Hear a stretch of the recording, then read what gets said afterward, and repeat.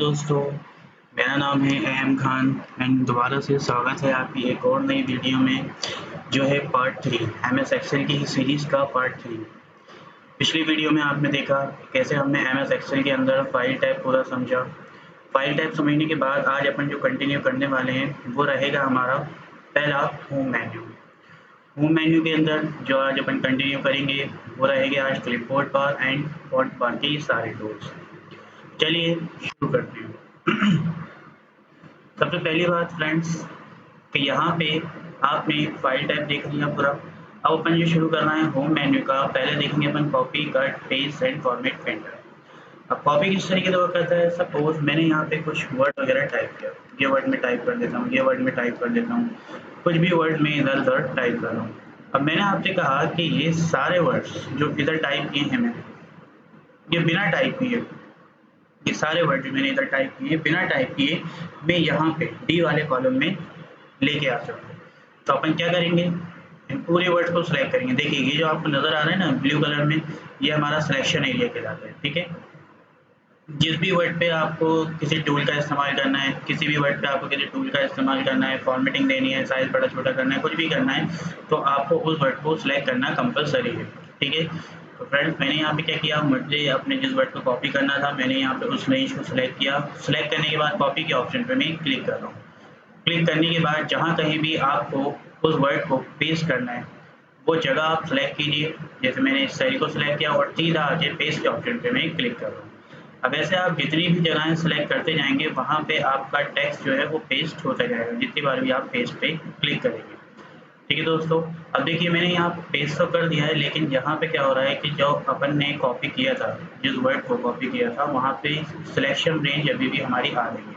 तो इस selection range को हटाने के लिए आप क्या करिए, किसी भी खाली साइड को सिलेक्ट करिए और प्रेस करें control D, shortcut command control D. Control D जो है वो सिलेक्शन रिमूव की शॉर्टकट कमांड है। ठीक, फिर अपन आगे बढ़ते हैं। यहाँ पे नेक्स्ट ऑप्शन अपन देखते हैं कट का। कट क्या काम करता है देखिए। अभी मैंने थोड़ी देर पहले क्या किया था, इस वर्ड को कॉपी किया था कि भाई ये वर्ड यहाँ पे तो रहें और बिना टाइप किए यहाँ पे भी आ जाए। लेकिन अब मैं क्या चाहता हूँ कि ये वर्ड, ये सारे के सारे वर्ड यहाँ से उठ जाएं, यहाँ से हट जाएं और यहाँ पे आ जाएं। ठीक है, तो अपन क्या करेंगे, अगेन अपनी पूरी रेंज को मैंने सेलेक्ट किया। रेंज को सेलेक्ट करने के बाद ऑप्शन कट पे आप क्लिक करिए। क्लिक करने के बाद जहाँ कहीं भी आपको ये लेके जाना है वो जगह आप सेलेक्ट करेंगे, देन पेस्ट के ऑप्शन पे क्लिक करिए। बात समझ में आई आपको, ये काम था हमारा कॉपी कट एंड पेस्ट का। चलिए अब देखते हैं फॉर्मेट पेंटर। फॉर्मेट पेंटर बताने से पहले मैं आपको फॉन्ट बार के इन सभी टूल्स के बारे में बताना चाहूँगा। क्या ये फॉर्मेट पेंटर आपको जब भी समझ में आएगा जब आप फॉन्ट बार के इन सभी टूल्स को समझ लेंगे अच्छी तरीके से। तो चलिए शुरू करते हैं। सबसे पहले यहाँ पे मैंने इस टेक्स्ट को सिलेक्ट किया। पहला जो ऑप्शन है हमारे यहाँ फॉन्ट बार का वो कहलाता है फॉन्ट स्टाइल। फॉन्ट स्टाइल क्या काम करता है, आपने जैसे अपने इस टेक्स्ट को सिलेक्ट करके रखा है, इस टेक्स्ट में डिफरेंट फॉन्ट स्टाइल आपको अप्लाई करने हैं, डिफरेंट डिज़ाइन आपको अप्लाई करने हैं। तो यहाँ फॉन्ट स्टाइल के एरो पे आप क्लिक कीजिए। क्लिक करने के बाद ढेरों आपको फॉन्ट स्टाइल्स मिल जाएंगे, जो आपकी रिक्वायरमेंट के हिसाब से हो वो आप यहाँ पे यूज़ कर सकते हैं। जस्ट सपोज मुझे यहाँ पे जैसे कि ये स्टाइल पसंद आ रहा, मैंने इसे सिलेक्ट किया, क्या हुआ ये स्टाइल मेरा अप्लाई हो गया। अब स्टाइल मेरा अप्लाई हो गया लेकिन साइज़ इसका बहुत छोटा है, तो मुझे क्या करना है, साइज़ इसका बड़ा करना है। ये कहलाता है फॉन्ट साइज़। फॉन्ट साइज़ के एरो पे आप क्लिक करिए और यहाँ पे जितना भी साइज़ आप देना चाहें अपनी रिक्वायरमेंट के हिसाब से दे सकते हैं। देखिए ये एक्सेल की शीट है तो यहाँ पे एक लिमिटेड फॉर्म में ही आप साइज़ बढ़ा सकते हैं। अब यहाँ पे ये फॉन्ट साइज़ क्या काम कर रहा है दोस्तों, साइज़ बढ़ाने का और घटाने का दोनों ही काम कर रहा है। लेकिन जस्ट इसी के आगे वाला जो ऑप्शन है ये कहलाता है इंक्रीज फॉन्ट साइज़।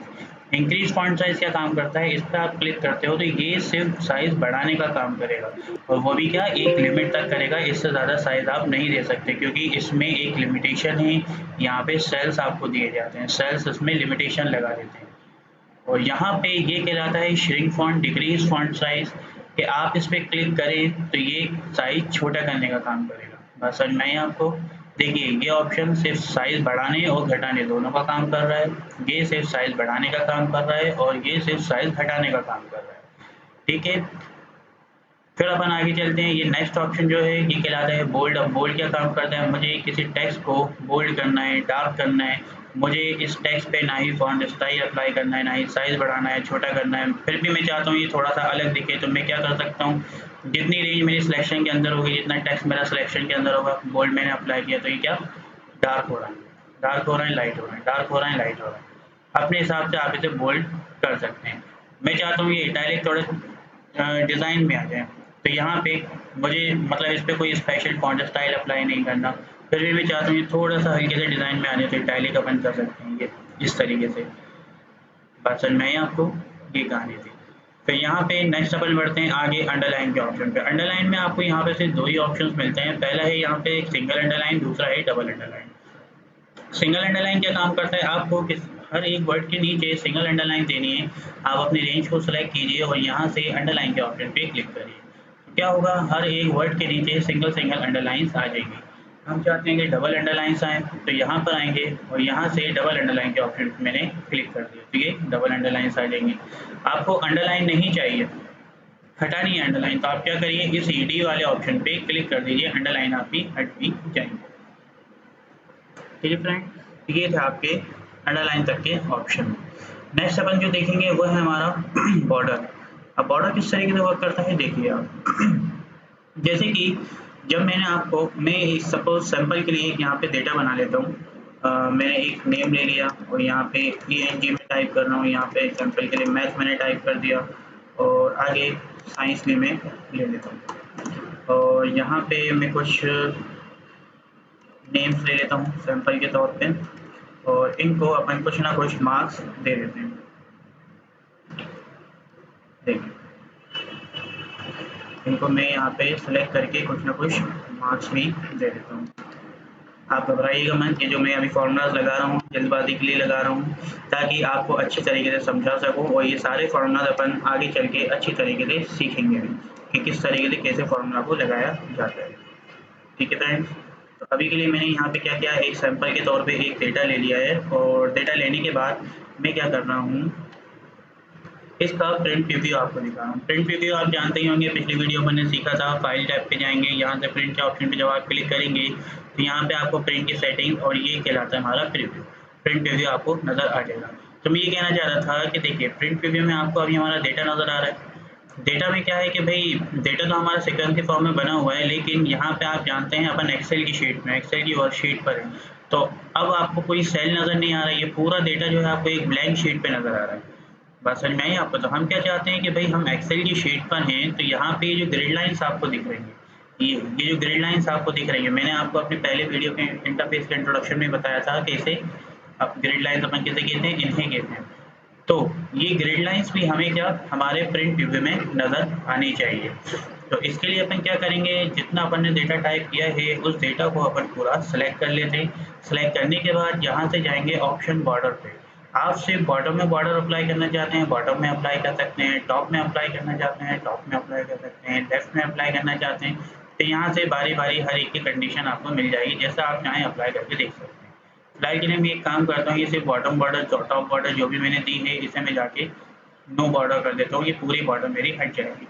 मैं क्या चाहता हूँ कि मैंने जितना डेटा अभी सिलेक्ट किया है उसमें left side, right side, bottom में, टॉप में और ये जो मिडिल लाइंस आपको दिख रही है, मिडिल में ग्रिड लाइंस दिख रही हैं, सब में एक बार में बॉर्डर अप्लाई हो जाए। तो देखिए यहाँ पर आके अपन सिंपल करेंगे ऑल बॉर्डर। ऑल बॉर्डर पे क्लिक किया मैंने, अब यहाँ से मैं आपको प्रिंट प्रीव्यू शो करता हूँ इसका, तो देखिए जिस तरीके से आपको अपना डेटा का प्रिंट आउट नजर आएगा। अगेन मैं स्किप करता हूँ और यहाँ से बॉर्डर की कुछ और भी ऑप्शंस आपको मिल जाते हैं, जैसे कि यहाँ पे बॉटम में आपको डबल बॉर्डर अप्लाई करनी है, थिक बॉर्डर अप्लाई करनी है, जैसे मैं आपको अप्लाई करके दिखाता हूँ बारी बारी से। इसे मुझे रिमूव करना है, मैंने सेलेक्ट किया और यहाँ से नो बॉर्डर किया। मुझे सिर्फ आउटसाइड बॉर्डर चाहिए, तो यहाँ पे सिर्फ आउटसाइड बॉर्डर के ऑप्शन पर मैं क्लिक कर देता हूँ। बात समझ में आई आपको? अगेन मैं इसे सेलेक्ट कर रहा हूँ और यहाँ पर आके आउटसाइड नहीं चाहिए मुझे, आके नो बॉर्डर आप करेंगे। मुझे थिक बॉर्डर बॉक्स चाहिए, तो यहाँ पे थिक बॉर्डर बॉक्स आपको मिल जाएगा। प्रिंट प्रीव्यू में आपको दिखाता हूँ कुछ इस तरीके से ये आपको शो होगा। इसके बटन से मैं बाहर आ रहा हूँ। अगेन मुझे इसे रिमूव करना है, मैं अगेन इतने एरिया को सिलेक्ट करता हूँ, यहाँ पर आके नो बॉर्डर के ऑप्शन पे मैं क्लिक करता हूँ। ऐसे ही जैसे अपन ने थिक बॉर्डर आउटसाइड अप्लाई किए हैं, यहाँ पे जैसे अपन ने बॉटम बॉर्डर सिंगल अप्लाई की थी शुरुआत में, यहाँ पे बॉटम डबल बॉर्डर अप्लाई करनी है, थिक बॉटम बॉर्डर अप्लाई करनी है, top and bottom border apply करनी है, मतलब बॉर्डर की ही सारी कंडीशंस आपको मिलेंगी। आप एक-एक करके सारी अप्लाई करके देख सकते हैं। अगर कुछ अप्लाई आपसे ना हो, किसी चीज़ में कोई डाउट हो तो आप मुझसे कमेंट करके भी पूछ सकते हैं, ठीक है? यहाँ पे जो ऑप्शंस आपको नज़र आ रहे हैं, ये सारे ऑप्शंस मैं आपको आगे आने वाले इनसाइट के मेन्यू में बताने वाला हूँ, ठीक है? तो इसको फिलहाल के लिए अपन इतना ही रखते हैं। यहाँ पे बॉर्डर तो अपन ने अप्लाई करना सीख लिया। चलिए मैं जैसे कि ऑल बॉर्डर यहाँ पे अप्लाई कर देता हूँ। ऑल बॉर्डर अप्लाई करने के बाद मैं यहाँ पे अब आपको यूज़ बताने वाला हूँ शेडिंग का। शेडिंग क्या है, किसी स्पेसिफिक कलर को आपको हाईलाइट, किसी स्पेसिफिक सेल को आपको हाईलाइट करना है, कोई इंपॉर्टेंट रो है आपकी या फिर पूरे डेटे को ही आपने कलर फिल करना है। तो जैसे मैंने इस पूरी रो को सिलेक्ट किया और यहाँ पे शेडिंग की हेल्प से इसमें कलर फिल कर दिया। चलिए ये कलर फिल हो गया। अब मैं यहाँ पे क्या कर रहा हूँ, इसे बोल्ड कर देता हूँ। बोल्ड करने के बाद मैं अगेन अपनी इस पूरी रेंज को सिलेक्ट कर रहा हूँ। रेंज सेलेक्ट करने के बाद मैं इसमें भी कुछ कलर फिल करना चाहता हूँ, तो इसमें भी मैंने ये कलर फिल कर दिया। बात समझ में आई आपको?